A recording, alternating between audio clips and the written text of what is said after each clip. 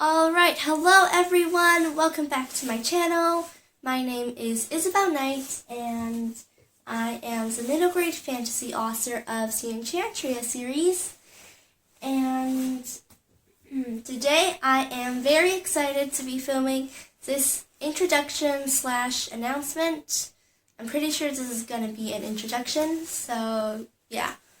An introduction for what you are about to see next, which is an interview on Skype with Valinora Troy, and I'm not really sure what to say, but I'm just so excited. Valinora Troy is a middle grade fantasy author of The Lucky Diamond, and I absolutely love her books. They are amazing and just so magical and whimsical, and I'm just so excited and so grateful that I had the opportunity to interview her, and on video call nonetheless. So I was just so excited and also utterly terrified during the interview. I'm just so happy that I actually got to interview her. We were originally going to do a 10 to 15 minute video call interview. That is what I said in my email, that we would do either a written Q&A on my blog or a 10 to 15 minute interview on video call. And yeah, the interview you are about to see is almost an hour long, so just keep that in mind. This is a very long interview, and Valinora Troy, if you are watching this, thank you so much for doing this interview. I'm so grateful, and it was just so amazing to be able to meet you on video call and learn a bit more about your writing process. And yeah, so guys, I guess that is all I have to really say for this introduction, since this is an introduction and I'm guessing I'm supposed to keep this really short. So I guess I don't really have that much more to say, except for thank you guys so much for watching, and I hope you will enjoy the interview. Alright everyone, hello! Welcome back to my channel. My name is Isabel Knight, and I'm the middle grade fantasy author of the Enchantria series. And I'm not going to go on too much about this, because as I'm sure you will notice, I am here with a special guest today. Everyone, please welcome Valinora Troy, the author of the Lucky Diamond trilogy.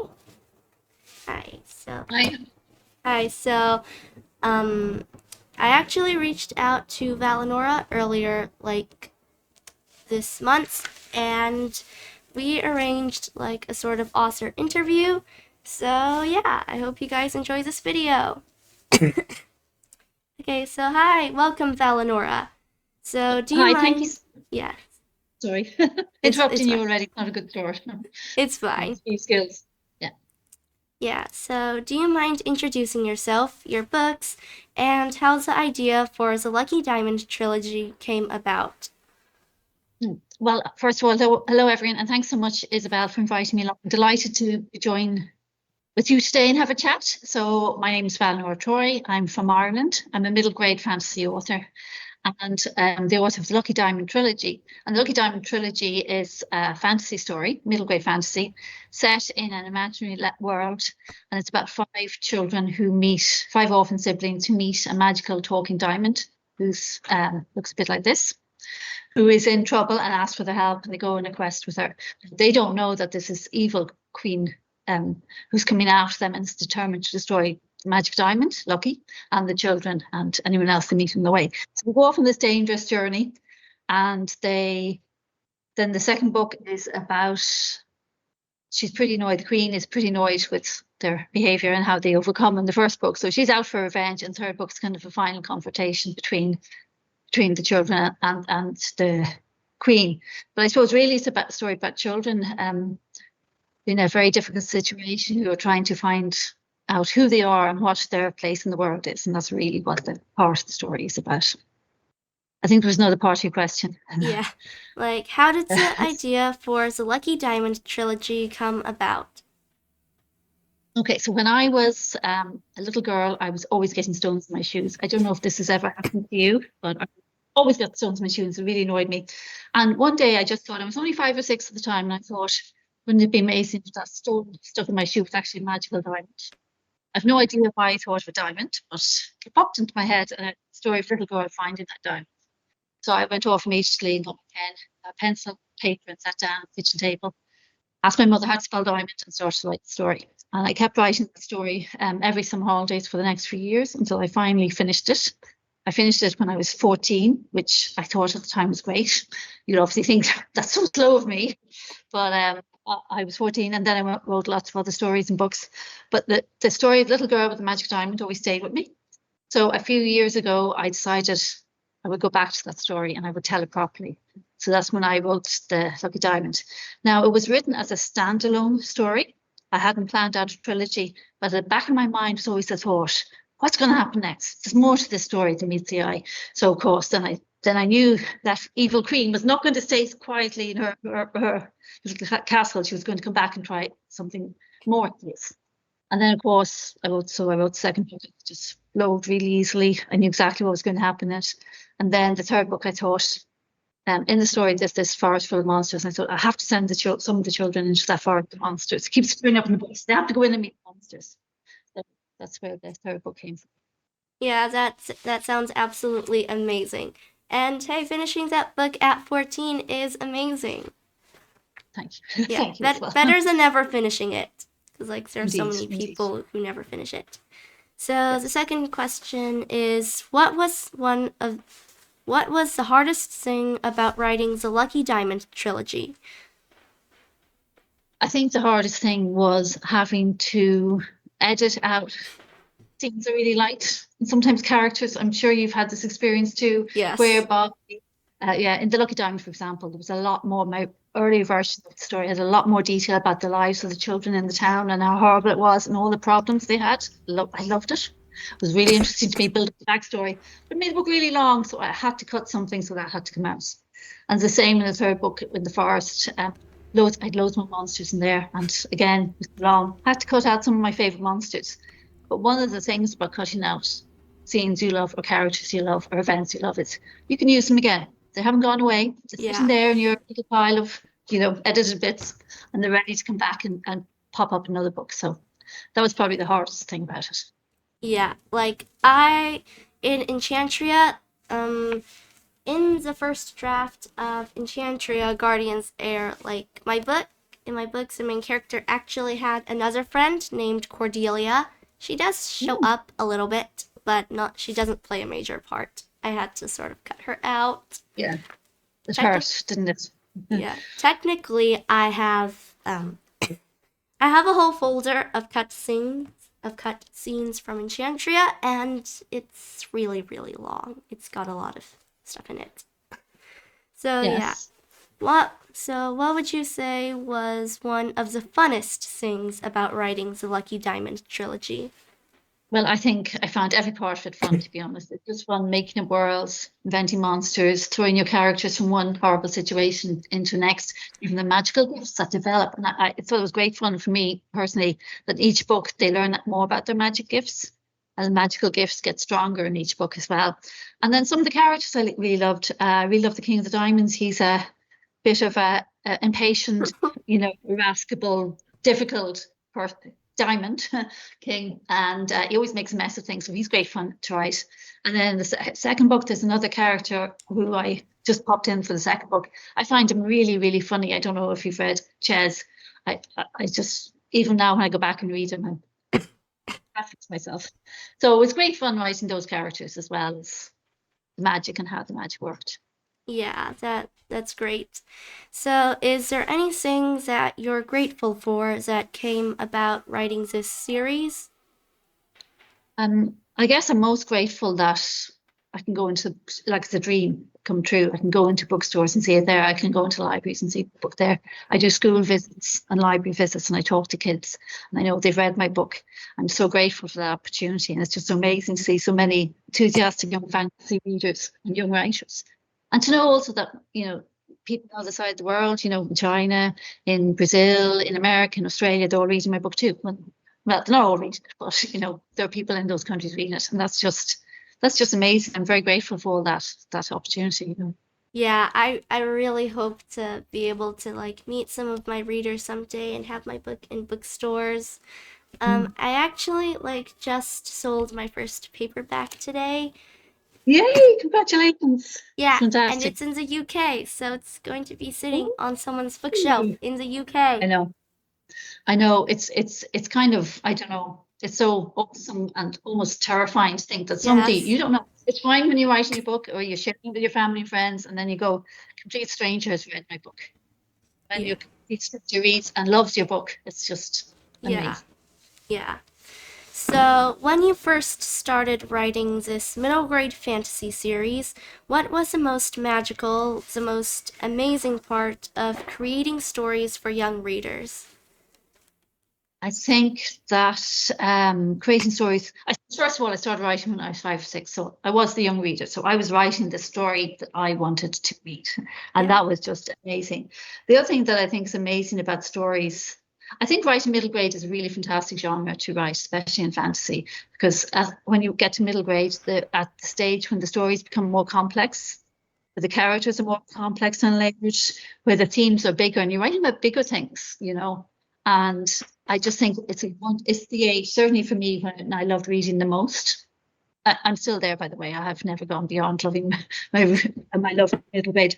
But it's just when it's just the world seems full of possibilities and magic. And I just think that is the wonderful thing about writing for young readers, conveying that magic. And the other thing is, it's really nice as well when you get everyone reads a book differently, so everyone's got a different experience when they read. It's like you and I could write a story about the same Yeah. event, but we read it completely differently. And Yeah. same with you read a book, how one person reads and sees and visualize your world and your characters is going to be different to how I would do it. So, and I think that's the amazing thing, because in a sense, when you write stories, they really only come alive in one sense when somebody actually reads them and brings them into the world. I mean, I think of the books I read as a child that made such a massive influence on me. And I just think that's kind of the magic of writing stories, that they come alive in someone else's head. The characters that I know that are my best friends that I've known for many, many years, won't say how long, but now suddenly they're somebody else's friends. Somebody else can talk about the diamonds. Somebody else knows how wonderful Lucky is. Somebody else knows how, evil the queen is, or somebody else really wishes they had a magic flute. All those things that they make. And books are such well, they've always been a comfort and a friend and a companion to me all through my life. And it's wonderful to produce something that somebody else can then go and be their friend and inspire them. Yeah. It's a thing about books and writing books is really, I suppose, a privilege to be able to write books. That's amazing, and it's also one of the reasons I write, to like inspire people, and also because I just love reading, so I figured why not write my own book. Also, before Yeah. we continue, I'm just going to warn you guys that you may or may not hear some background noise, because for one, it is Chinese New Year. People are setting off fireworks at random. Two, setting off fireworks is illegal, so you may or may not hear police yelling through a megaphone. But seriously, like sometimes they would just yell through a megaphone for like 5 minutes. The people leave. 5 minutes later, they're back to setting off fireworks. Yeah. So yeah. The first question: has a moment in your childhood directly inspired a scene or a character in your books? I think that where I grew up has really inspired the scenery. So I'm in Ireland, I'm on the east coast of Ireland, and I grew up in a seaside village. So directly opposite my house is the sea, and it's a bay. So there's mountains at the end of the bay going down into the sea, which is a kind of bit of the inspiration for the location of Loder, the town, my books. Cross Keys, England, by the way, just to let you know, just so you have an idea of where I am. Actually, it's Wales, to be more specific. But on those mountains were all these pine forests, and my parents used to take us on Sunday drives, and my older siblings would say to me, these are Dracula's forests. These forests are full of vampires, and they're kind of lovely pine trees, but they're kind of dark and gloomy under them. So even though I love forests, it's always given me a slight kind of sense of it's slightly creepy. So that's the forest, the grey forest that surrounds the town in the Lucky Diamond. And the other thing that came from my hometown is there's all these big rocks along the beach. There's a beach, and then there's rocks. Now, when I was little, I thought these rocks were huge, and we used to scramble up them, and I'd be terrified. Now, as an adult, I can see they're not huge at all, but they kind of inspired. So I imagined this line of rocks stretching out from where I lived all the way across to England. And then I thought maybe they were a magical barrier that would anyone pass and how it would work. And that's where the living rocks came from. Of course, finding stones in my shoes obviously inspired me Kathy finding magical diamond. Yeah, so a few things there. Yeah, that sounds amazing. And like where you grew up as a child, that sounds really, really amazing. Like where I Yes. grew up, it's mainly apartments. Like Yeah. a lot of apartments. Also, if Well, you guys see me doing this, it means I'm just randomly writing down an idea. idea for a story. Yes. Yes. Okay. I do think I was very lucky to grow up on a seaside village directly opposite the road, the school. Yeah. See, when we used to come home from school at lunchtime to get our lunch, my father in the summer, he'd always take us over for a swim. So we'd go back to school with our hair wet. Okay, we go back half an hour late as well, but anyway, yeah. Yeah. So it's pretty nice. Yeah, I once swam in the sea once, and I'm probably not gonna swim in the sea again because I got stung by a jellyfish. Oh no. Yeah, it happened last year, and like now I'm not a fan of jellyfish, but I would say that this book has made me hate jellyfish a bit less. Oh yes, I've got I Yeah. it. Yeah, I Yeah, remember the Paul jellyfish. Paul is just so cute. Like that is the Jelly- perfect name for a jellyfish. Yes. Yes. Yeah, definitely. Jellyfish are fine. Jellyfish is fine as long as they don't come and sting you. Yeah, I always found jellyfish scary when I was a child. There's not very many in the Irish Sea though, so it's yeah, lucky. yeah. I definitely recommend this book. And another question, which question are we at? Oh, right. So, where did all the characters in the Lucky Diamond trilogy come from? Well, originally, I suppose a lot of them came from my own family. Now, I was quite young writing it, and I'm one of 10 children, so I'm the fifth child in the family. So my first two sisters were very close, and then there were another two sisters, and they were very close. Then there was me, and then I had two brothers, my only two brothers coming after me. So I always felt a little bit on my own. It probably sounds ridiculous, so many children, I felt on my own. It doesn't sound So- ridiculous at all. Oh, thank you. So I suppose some of the children in the book were inspired by my own family because at the time, I thought a very bossy older sister. And then I had another sister who always watched out for me so I wouldn't feel too much on my own. Then I had another sister who was really feisty and, always up to challenge people on things. And so they were the original inspiration. Then, of course, I made myself Kathy because I thought, well, I'm the youngest of the five girls. So she's the youngest girl. And then Alan, her brother, was based originally on my brother, who in my opinion at the time when I was 6 and 7 did nothing but eat all day long. So in the early drafts of the books, Alan does a lot of eating, he's always hungry. All that's gone, but obviously the characters have evolved. And as I've grown up as well, I can see my ideas of my own siblings were, not very accurate. But at the time, that's what I thought, and was very white, bossy, nice, feisty, hungry. Yes, so they really came from my family. I have no idea where Lucky came from. She just popped into my head as just this powerful, magical, interesting creature. Yeah, Yeah.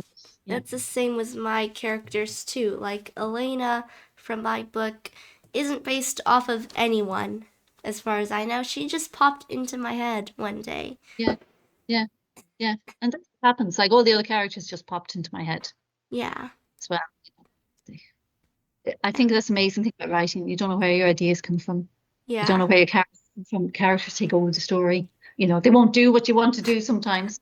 yeah, It's just amazing. I think it's just that creative muse is so compelling and it's just amazing experience to have when your characters take over your book. Yeah, because I have one character in Enchantria, and like originally I was planning for her to be like a sort of traitor.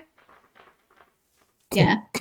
And then as I continued writing, it was like she refused to just be a traitor. Like she didn't like that. I mean, she's not the nicest person in the world, but at the same time she absolutely totally refused to be the traitor. Yeah. Well, isn't that amazing? I think that's the most amazing thing about writing. The characters will do that. Yeah. And also I find if you change the name of a character, they act totally differently. Yeah. Yeah. It's just weird. Yeah. That's fun. It's amazing. Yeah. So, also, I'm kind of curious on how you named the characters because I always have some like trouble naming my characters. Okay. Well, when I started writing the story for the children, they were probably normal enough Irish names, to be honest. People have said to me since then, they're not like fantasy names. Fantasy names have to be all, fancy. They don't sound like they're in a fantasy book. Would you change the names? I couldn't change the names. I've known these characters since I was 5 or 6. I've known some of them longer than I've known my younger siblings. I can't just change the names. In general, most characters, the names kind of come to me. In general, sometimes have to play around a bit until I get the right name. And it's usually I have to get the first letter of their name right. I don't know why, but yeah, that kind of, and then it kind of fits. But yeah, so that's where my name's. It's one of these things. Sometimes you need the character first, and sometimes Yeah. the name helps the character. Yeah. So, did you base any of the characters on yourself? No, definitely not. No. I know when I was earlier, I identified a bit with Kathy because she was youngest and she was quiet and shy. That's how I saw myself at that age. But no, they weren't. I didn't want to write about myself. I'd be far too scared. If it's like me, I'd be hiding in the corner, not going anywhere. I'd be going, "Oh, lucky you're on your own. I'm staying here." So, Oh dear. luckily my characters aren't like me, and off they went. Yeah. That's cool. And like I don't know, for Enchantria, I have mixed feelings because none of the characters are exactly like me. If Yeah. I were Elena, I'm not gonna spoil anything, but I'd probably just be freaking out and desperately, desperately, desperately begging to go home. I would not want to Yes. stay in Enchantria Me too. much. Yes, I'd be doing the same. She does. But well, you think that, but in that situation, you probably wouldn't. You probably find that when it comes to the point, you think like that, and then you find you can be just as heroic as her. Yeah. I hope it doesn't happen to you. I hope you're not swept away through a portal into another world where you have to fight this evil fairy. I don't know, because we're like writing books. Technically, I'm still being swept away into a million different worlds. That's true, but you can come home. Yeah. Yeah, I think one time Shannon Messenger, like she wrote Keeper of the Lost Cities, one time in an interview, not with me, of course, like she said that all of her characters are so much braver than her and that she would just be like, if that happened to her, she would be like, nope, you're right, it's probably too dangerous. I'll just be here reading a book. Yes, Which that's how I prefer to have my adventures. Probably what I do too. Yeah. Yeah. So technically there's a 6th question, but you already answered that in the previous question. I know it probably sounds confusing, but like, yeah. So was there a character? Oh, sorry. It's fine. So was there a character in your novels that came first? The characters that you first created? It was Kathy and Lucky who came first because Kathy found Lucky the diamond in her shoe, and they came first. And I knew Kathy as older sisters and a brother, but they kind of came a few pages later. It seemed like ages to me at the time. But it was really all about Kathy and the diamond saying, "Let's go and do this." Cassie going, oh no, that looks dangerous. And I'm going, come on, we'll do this. And off they went. That was my version. The story's changed a lot since I was 6 now, I have to say. Yeah. So, what do you hope readers will take away from your books? Well, I suppose, firstly, I hope they really enjoy the story and they'll want to revisit and they'll think of those characters. I suppose ultimately I'd like someone to think that, the world is full of possibilities. The world is full of magic. And if you have the right thing to, if you look for the truth, and if you're honest, and if you're a good friend, and if you love your family, and if you do the right thing even when it's hard, that's what really matters. And I'd like them to think that, there's going to be hard things in life. There's monsters in life, there's obstacles in life. You're going to have to face those. But I really would like readers to learn, yes, those dangers, the monster can be beaten, the obstacles can be overcome. You will get through that. There's dark times, like the children in the Star Story, but you can get through. There's better times ahead. I'd like readers to have, hope and optimism for the future. And the other thing I'd like is that, because for me, I love stories where the people that the world despises, so, which is so often children, and say, you don't matter, you're too small, you're too young, you're too unimportant, you don't matter. But I want them to know they do matter and they do make a difference. And you might think it's just a drop in the ocean, but, we all know the ocean's made up of a lot of drops of water. So I want them to know that they matter, they make a difference. And so that's what I'd like them to. But I want to go forward, full of, optimism and curiosity. The world is an amazing place. Not perfect, but it's an amazing place. And I want them to go out and see the world differently. I mean, books are very powerful and they really change they can really influence how you see the world, how you see other people, and how even your own way of looking at things, So Yeah, that yeah, that is absolutely amazing. And it's also the same thing I hope readers will take away from my books, because I really want to be able to inspire them to chase their dreams and to know that there is always hope, even when the world seems so dark and scary at times. It's always going to be scary, and you need to learn to just stand up, face them even when you're scared, and just stay true to your own heart and your dreams. Yeah, beautifully put. I agree with you totally. That's what I would like as well. I think that's really important. Yeah, I think that really comes across in your books. They're just so magical and whimsical. I love them. Thank you very much. Yeah. So, as a child, did you always want to be a writer? Why or why not? I absolutely did, because when that time I had that idea and I started to write it, I thought this was the most amazing thing in the world. Really, it's just amazing to take an idea that's in your head and manage to transfer it onto paper for somebody else to read. It's just incredible. Yeah. I just think it's the most amazing feeling. I always want to be a writer. Yeah, that's great. For me, I have mixed feelings. It's Okay. kind of mixed. I mean, now I absolutely want to be a writer. I cannot imagine myself being anything other than a writer. Although as a kid, where's your mixed view? What's the view that's say no? Yeah. And as a kid, my career list of what to be when I grew up was long, really long. Ballerina, author, actor, singer, pop. Okay, those are the same. Oh, Chef. Multi-talented. You can do all of those things. Yeah. You don't have to just pick one, Yeah. Although now I think I'd probably stick to writing. Yeah. Ballet, I'd probably twist and break my ankle in within a week. Ballet sounds hard to me. Yeah. But I'm very... Yeah, but it's still really beautiful and it's really amazing. Yeah. You know my stories about ballerina. Yeah, I actually have a story idea in my notebook about a ballerina.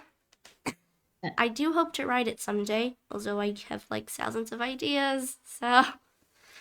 I'm really glad that you have a notebook and you write down your ideas. I think that's a wonderful thing to do. And I advise every writer to do that, especially every young writer, because it's amazing. You forget. You have you can have the most amazing, wonderful idea, and you think this is going to be great. Don't write it down. Chances are you'll forget it. You know, it does happen. So it's wonderful. And I know the feeling. There's enough time in the day to write all my stories. That's really hard. Yeah.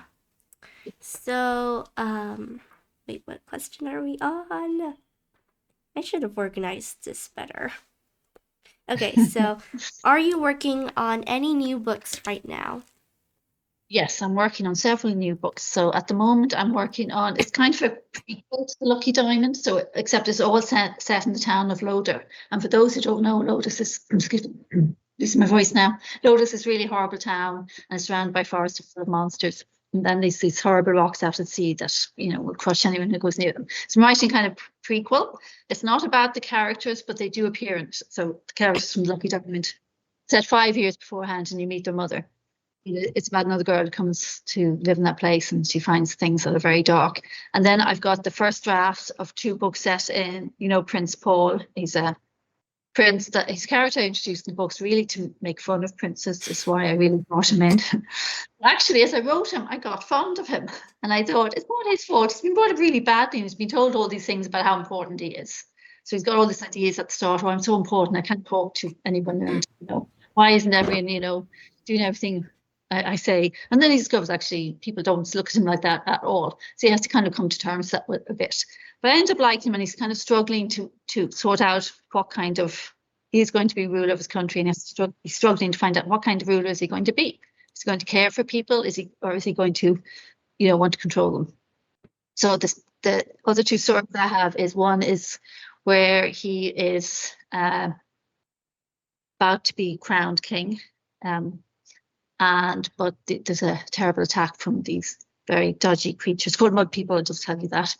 And then the other book that's set in his kingdom is a flashback to 16 years earlier, when his regent, now I don't know if you remember her, I Regent remember her. Reese. I definitely remember her. I can never forget her. Oh, good. I had to cut out a lot of her story in the books as well because of time or space. Anyway, this is her going back, and it's the first time she meets them, and this whole civil war in the country and how she deals with it. So those are 3 books I want to get out this year. I'm also currently writing a time loop story, a boy's reliving the same day every day. Ooh. And he'll work out why. Yeah. Yeah, and then I also finished the first draft of another story about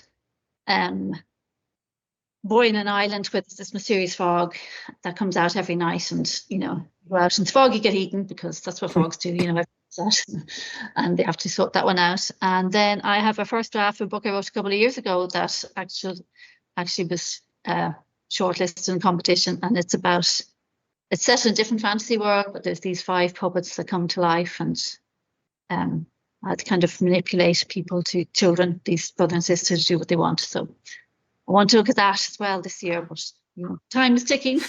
I'm slowly editing. Yeah. So that's all the stuff I'm working on. Oh, yeah, and I have another horror story as well. That one, horror novella to do as well. So. Yeah, those books sound amazing. I love all of those ideas. When they do come out, please contact me, because I really, really want to read them. Well, I'd be delighted to. Thank you very much, Isabel. Yeah. Yeah, those ideas are amazing. And as for time, I totally get that, because I have around 1,000 ideas in my notebook, even more on my computer, more on my tablet. Wow. That's impressive. Yeah, but humans only live for so long, and I can only write so quickly without getting carpal tunnel syndrome. Oh, yes. I almost dropped my pen. Yes. Have you tried any kind of voice to text? Yeah, like voice to text. I don't know. I don't really like to do that, because I don't know, something about it, like the story, I just want it to be in my head. Yeah. And besides, was typing, honestly, I can never be sure exactly what sentence I'm even going to write next, so I'm just typing away random stuff. Yeah.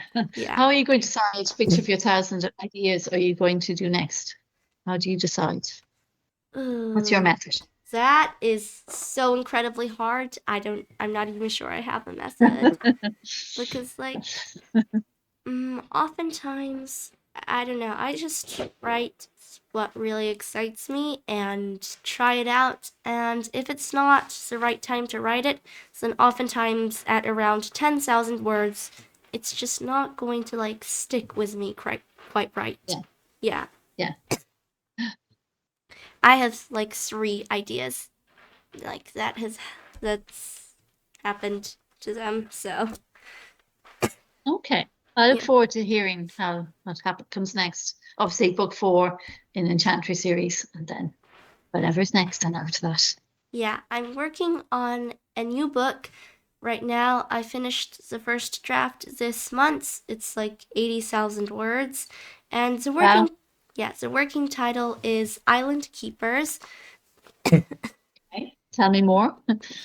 Well, I'm not exactly sure how it's going to unfold, but I Yeah. guess this is a sort of reveal on what the book is about. Sort of. Things may or may not change, but it's Okay, that's exciting. it's about a girl named Ani Cloudstar, and she is 13 years old and lives on the island of Silphara. And the island of Silphara is protected by the keepers, and the keepers are people who protect the island. They're their guardians, and their job is to fight the evil storms that come from the north. Oh, Yeah. interesting. Yeah. And every year, all 13-year-olds on the east side of Safara. So the island is divided into 2 sides, the east, which is where all the usual villagers live, and the west, which is for the keepers and which holds many more secrets than Ani Cloudstar knows. Interesting. Yeah. And every year, each spring, I think, every 13-year-old on the island has to come and gather at the cliffs, a special kind of cliffs that overlooks the sea, and 12 of them will be chosen by the choosing star to cross over to the west side of the island and train as keepers. And, well, I won't spoil things, but let's just say when Ani Cloudstar is chosen and she makes her way to the island, it becomes clear that the island is hiding many more secrets than she could ever know, including an evil queen who controls storms and... Oh. Okay, that sounds brilliant. That sounds Yeah. really, really good. Yeah. I'm not going to say any more without spoiling No, don't. things. But yeah. No, I'm looking forward to reading that one. That sounds brilliant. Yeah. I just finished the first draft, so who knows how much revising I'll have to do. I hate revising. It is. It can be challenging. Yeah.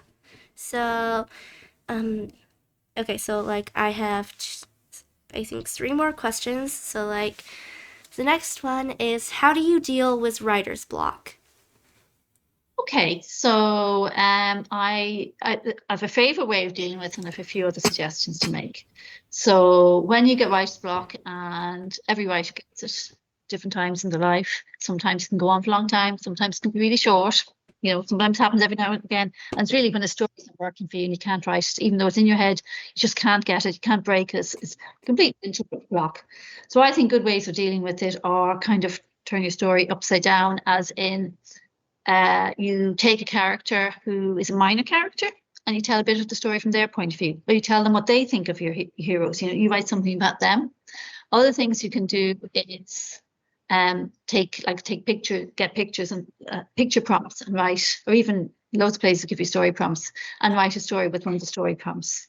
I think you can go back and read your favorite book, the book that really got you keen to write, and that could be a movie as well. Sometimes I watch movies and this really inspires me, ideas for books as well, and do all those kind of things. But my absolute favorite way, and you've got great tips on your website, by the way, I did read those and they're really good. But my favorite way of dealing with writer's block, which has worked best for me, is to play a writing game.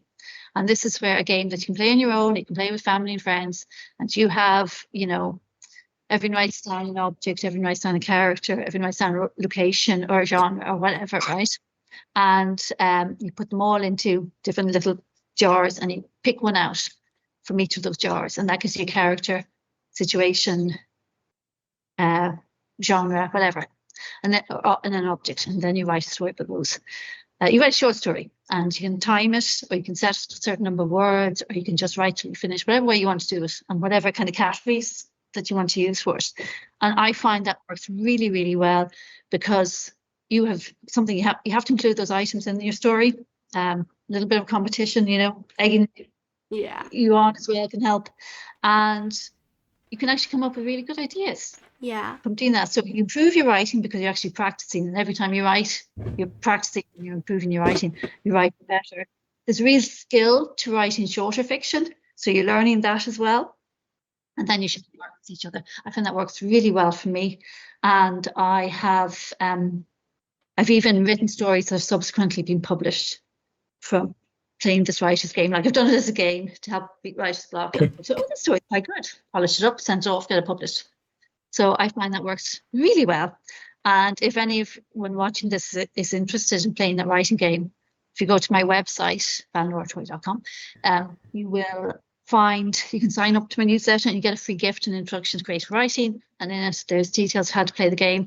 And I've also included a whole load of story prompts just to get you started off. So you can cut them up, put them in your little jars and pick out one and start writing.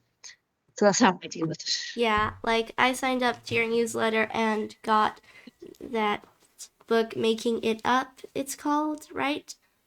Yeah. And like I think it's really great. It like really teaches you like a lot of the elements of a story, and of course the writing game, which I think is absolutely amazing. I would totally recommend it for like writers who are already inspired to write, and like once you need to learn a bit more about all the elements of like what makes up a story, then yeah, I think that like Making It Up, I keep fumbling around with the title in my head. Yeah. Sorry. Yeah. But like that, I definitely recommend it. Yeah. But thank you very much, Isabel. Yeah. It's brilliant. It's good to I actually, it is an introduction really for people who have only starting out, but also love reading, writing, books and writing. Yeah. Myself. Like I know a lot. It's always interesting. Yeah. Like I know a lot of writing books, and like this is definitely one of them. Like Writing Magic by Gail Carson Levine. I absolutely love this. Definitely recommend it. It's actually like I'll check it out. Yeah. I recommend this to any aspiring writer, and it's actually the book that inspired me to actually be a writer in the first place, because like Enchantria was okay, I have not told anyone this, so maybe it's time I told you guys. Okay. So I had the first draft of Enchantria, and I was not so knowledgeable about writing at the time. I may or may not have published that on KDP, and like so yeah, it used to be published. It's currently unpublished, but if you go to Goodreads and see a book called Enchantria, Warrior's Daughter by Caroline Holton, that is technically the first draft for Enchantria. Oh. Caroline Holton, like it was going to be my pen name, but I think I prefer Isabel Knight. Yeah, I think Isabel Knight's a lovely pen name. Yeah. And like during that time, I was just writing. Like I didn't really think much about it, but like then I begged my parents to get me this book, and like it just really inspired me to write. So I definitely recommend this book along with Valinora Troy's book. Both are absolutely amazing. And yeah. So I have another question that I didn't write down in here. So okay. Don't worry, it's not a super like big one. It's just a sneaky question that I also asked Victoria Williamson, and it's a question: do you have a secret pen name that no one knows about? Well, I did wonder if you would ask me this question. I did see read your interview with Victoria was excellent. And yes, Valinora Troy is actually my pen name. It's not secret, but I have a secret one that I'm going to use for a different type of book. And I'll share. Well, there's two. Yeah, it's not my real name. um, yeah, I have two other pen names, and one of them is like Elizabeth Bruder, and that was actually my great grandmother's name, but I think it's a very unusual name. And the other one, which the pen name I had, so when I was 6 or 7, I was going to write like a diamond hunter. The pen name Esmeralda El Gongoslio. I have no idea where it came from. And then I thought, okay, that's a bit too fancy, but I haven't given up on this. It might come back yet. So I think that would be a perfect name for a character, though. Like, that would be amazing. Yeah, might be, yeah, maybe. Maybe that's what I should do with it, yeah. I can totally picture that character as, like, I don't know, maybe like the teacher from, I don't know, something like the teacher, I forgot her name, from like A Tale of Magic by Chris Colfer. I love that book. Like, kind of like, I don't know, maybe someone who teaches magic. I don't Yeah, I know. like it. Yeah. Yes. Yeah. Yeah. Yeah. Yeah. There you So, go. yeah. So I have one last question for you, and that is like there are many young, so like, why do I keep fumbling over this? Okay. So many young readers and like young people in this world want to be writers. So what's your advice for young writers who are starting out and want their books to be a huge success, or like people who want to write a book but don't think they really can? Okay, well, I think first of all, if you're interested in writing a book, I always think people want to do something that they're going to be good at, and it reinforces, and because they're good at doing something, to keep doing it. So yes, you absolutely can write a book. And I would say to young writers, it's really important to keep writing. Writing's like anything. It's like music, it's like sport, it's like you exercise your writing muscles as well. So the more you write, the more you practice, better you get. So absolutely keep writing. Keep reading as well, because books can really stimulate your imagination. And also you learn from books because you see how other writers, Yeah. tell the story, how they structure their sentences, how they, depict the scenes. So I would do all that. I also think it's really important to keep your dream and follow your dream.